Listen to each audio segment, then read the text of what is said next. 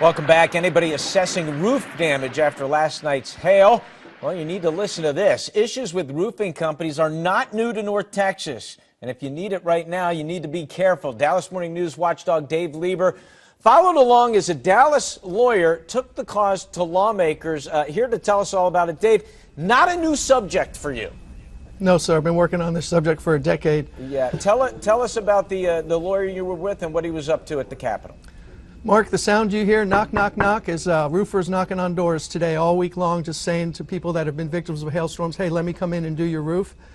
So they don't have any kind of control at all. There's no license, no registration, no certification, no list, nothing that shows who's good and who's bad. So I went to watch a Dallas lawyer, Steve Badger, go around knocking on doors in the state capitol in Austin last week as he's trying to convince lawmakers that this long overdue roofers control bill that's been put up by Representative Giovanni Capriglione of Southlake, that this bill actually goes somewhere and we get some protections. All right, so I loved in your column how you said the appropriately named Steve Badger doing the badgering down there in Austin. How has he been received by the lawmakers? Well, this man, he has a lot of credibility, I think, because he's representing right now 98 people who lost almost $500,000 in a roofing scandal with the House of Tomorrow Roofing Company.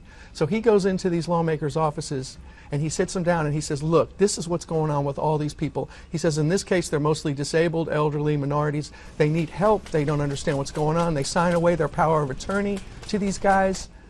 I mean, this is a crime spree, and the only really way to stop it, I think, is to have some kind of control. Although it doesn't have to be some massive government overregulation.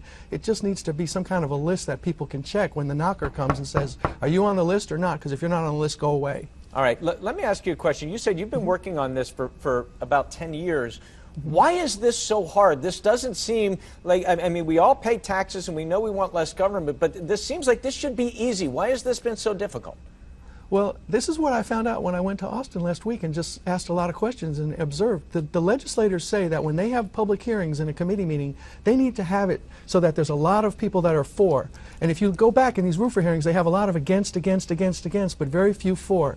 So one of the things I want to do this year is I want to mobilize people who've been victims of roofing scandals in Garland around that where the tornadoes hit, to get them to go to Austin when that committee hearing is announced for Capriglione's bill, and get in there and just tell the legislators this is really the way it is, and not have the special interest, you know, go in and dominate the hearings, which has happened in the past. All right, before I let you go, Dave, I'd be remiss. We're going to have people today making phone calls, trying to get their roofs fixed. If there's one bit of advice you could give them to make sure they protect themselves because they don't have those protections through the law, what would it be?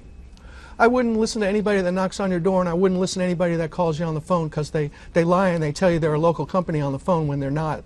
So what I would do would go to the North Texas Roofing Contractors Association, and I would look them up and see who's a member of that group, and more than likely those people are the most honest roofers you're going to find in North Texas, the North Texas Roofing Contractors Association.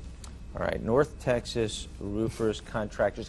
I wrote it down because my house got hit last night, Dave, so thank you. I needed the advice for myself. Appreciate it. As always, great stuff. Well, anything you need, let me know, Mark. All right, Dave Lieber from the Dallas Morning News.